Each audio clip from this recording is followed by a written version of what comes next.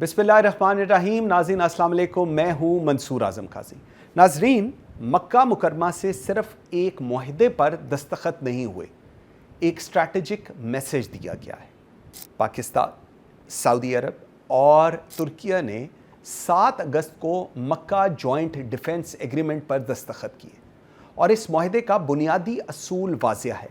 एक रुकन पर मुसल्लह हमला, तीनों पर हमला तस्वुर होगा।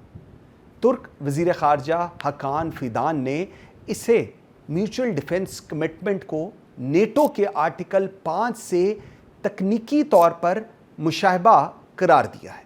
अब ज़रा इस इक्वेशन को समझते हैं। इक्वेशन क्या है? पाकिस्तान अपनी अस्करी सलाहियत और दिफाई तजर्बे के साथ, नंबर 1। नंबर 2, सऊदी अरब अपने जोग्राफियाई, इक्तसादी और इलाकाई स्ट्रैटेजिक विजन के साथ, और नंबर 3, तुर्किया अपनी advanced defence industry, military technology और नेटो एक्सपीरियंस के साथ। 3 ममालिक, 3 मुख्तलिफ स्ट्रैटेजिक कैपेबिलिटीज़ और एक मुश्तरका डिफेंस कमिटमेंट। इसका मतलब ये नहीं कि किसी के खिलाफ जंग का ऐलान हो गया है। ये चीज़ समझना बड़ा क्लियर है।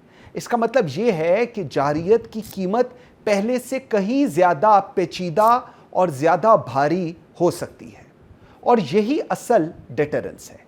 जो कुव्वतें ये समझती हैं कि मुस्लिम दुनिया के अहम ममालिक को अलग अलग प्रेशर किया जा सकता है, इन्हें अब एक नई स्ट्रैटेजिक रियलिटी को समझना होगा। पाकिस्तान को सिर्फ पाकिस्तान समझकर कैलकुलेट नहीं किया जा सकता, सऊदी अरब को सऊदी अरब समझकर कैलकुलेट नहीं किया जा सकता, और तुर्किया को सिर्फ तुर्किया समझ के कैलकुलेट नहीं किया जा सकता, क्योंकि अब तीनों के दरमियान कलेक्टिव डिफेंस का एक इंस्टीट्यूशनल फ्रेमवर्क मौजूद है। और अगर मुस्तकबिल में ये फ्रेमवर्क मज़ीद ममालिक तक फैलता है तो इसके स्ट्रैटेजिक इम्प्लीकेशंस कहीं ज़्यादा वसी हो सकती हैं। मिस्र की जानिब से भी इस मुआहदे में शमूलियत के इम्कान पर काफ़ी गौर किया जा रहा है, और बाकी के भी जो ममालिक हैं इस्लामिक, वो भी इसमें आने के लिए काफ़ी हद तक तैयार हैं। लेकिन इस पूरे मामले का सबसे अहम पैगाम शायद यही है: मक्का मुकरमा से उठने वाली ये आवाज़ किसी मुल्क के ख़िलाफ़ नहीं, ये जारियत के ख़िलाफ़ है। ये किसी कौम के ख़िलाफ़ नहीं, ये कलेक्टिव सिक्योरिटी के हक़ में है। और अगर कोई कुव्वत ये समझती है कि ये ताकत के ज़ोर पर इन ममालिक की सलामती, खुद मुख्तारी या स्ट्रैटेजिक इंटरेस्ट को चैलेंज कर सकते हैं, तो इसे अब सिर्फ एक मुल्क की ताकत नहीं, एक मुश्तरका स्ट्रैटेजिक कमिटमेंट को भी अपने हिसाब में शामिल करना होगा। ये धमकी नहीं है, डिटरेंस है।